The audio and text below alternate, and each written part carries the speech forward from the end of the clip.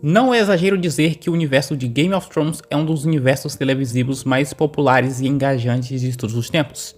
Tão popular que se tornou tão grandioso quanto os universos cinematográficos mais populares da atualidade. Mas como?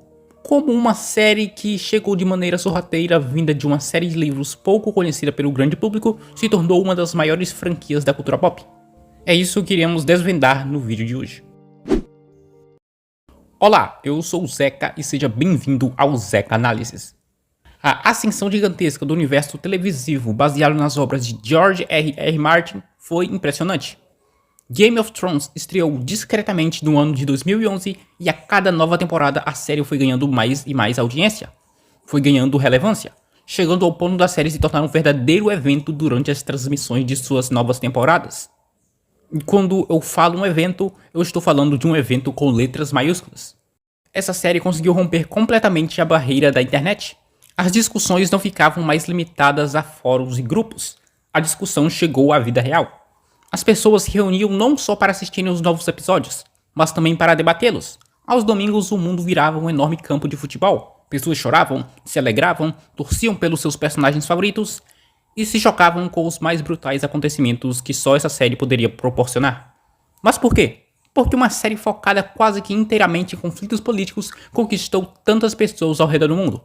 Game of Thrones em suas primeiras temporadas, apesar de um bom orçamento, não se focava tanto assim em conflitos físicos e efeitos especiais. Como a série conseguiu conquistar até mesmo as pessoas que procuravam narrativas mais dinâmicas e grandiosas e mais frenéticas. Eu tenho duas teorias, ressaltando o que é o meu ponto de vista. É óbvio que não temos como saber todos os motivos, todos os mínimos fatores que contribuíram para o sucesso da série. Geralmente o sucesso é repentino e às vezes ele é inexplicável. Ele apenas acontece.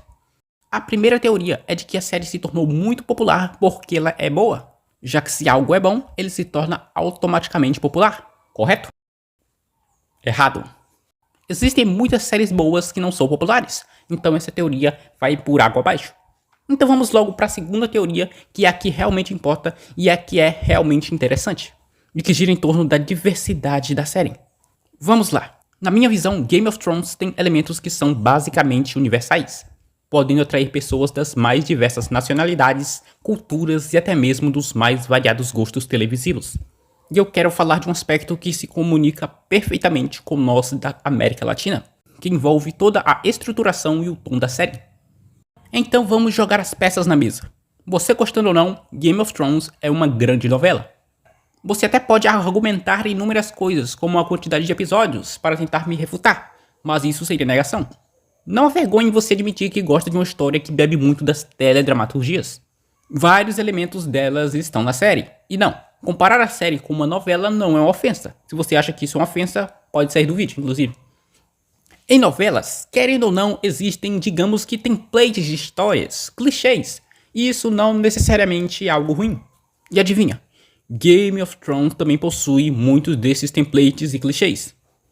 Sim, a série subverte diversos desses clichês, como o mocinho muito bom e o vilão muito mau, o bonzinho que sempre vence e o maldoso que sempre perde. Além de mortes precoces de personagens principais. De certa forma, a série até tenta fugir dessas raízes novelescas. Mas nem tanto. Vamos citar os principais elementos narrativos da primeira e até das seguintes temporadas de Game of Thrones. No início já somos apresentados a família Stark, que a série deixa bem claro que são os mocinhos. Eles têm áreas cinzas? Sim, mas eles são indiscutivelmente os mocinhos. Logo mais somos apresentados aos Lannisters, a família problemática, que são assumidamente os vilões da trama. Todo o primeiro episódio é a apresentação desses dois núcleos, as suas relações, os seus deveres, os seus interesses, tendo como cena final um acontecimento que vai gerar consequências e desdobramentos pelo restante da série. Nesse primeiro episódio a série já é bem clara, já nele você já decide para quem torcer e quem você deve temer.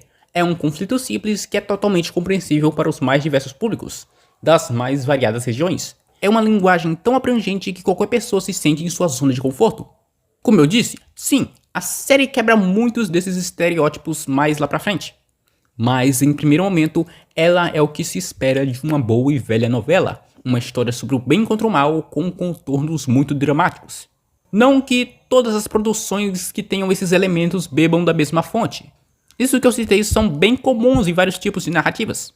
Tudo é uma questão de tom e proposta, e Game of Thrones casa totalmente com a audionovela. Os seus longos diálogos, o seu ritmo narrativo paciente que espera tudo acontecer em seu tempo, as relações de amor, ódio, mágoa, inveja e os seus conflitos morais. A trama, ela corre de plano de fundo enquanto os seus personagens se relacionam, conversam e simplesmente respiram, tendo inúmeros subplots inteiros focados em relações de personagens, que aos olhos de alguns são até desnecessários.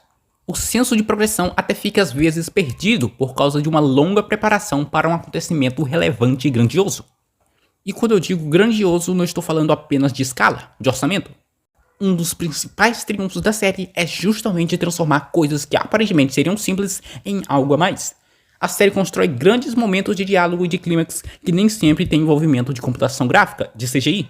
Eles preferem focar nos diálogos, no texto, no envolvimento daqueles personagens.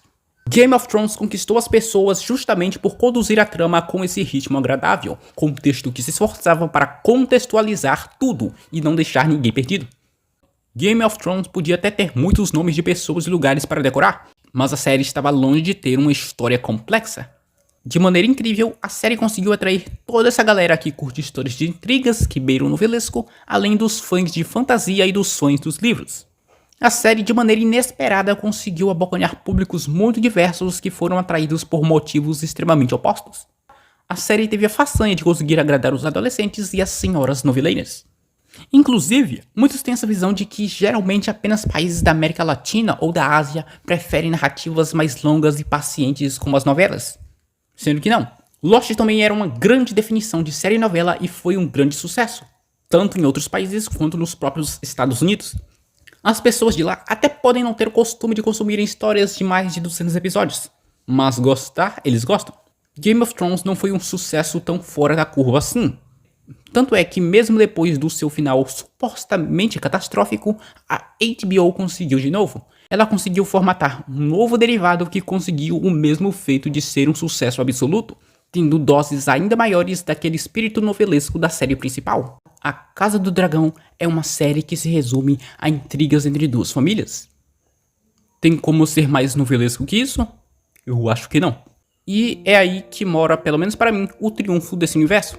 Os anos se passaram, o orçamento aumentou, e mesmo assim ele permaneceu em sua essência.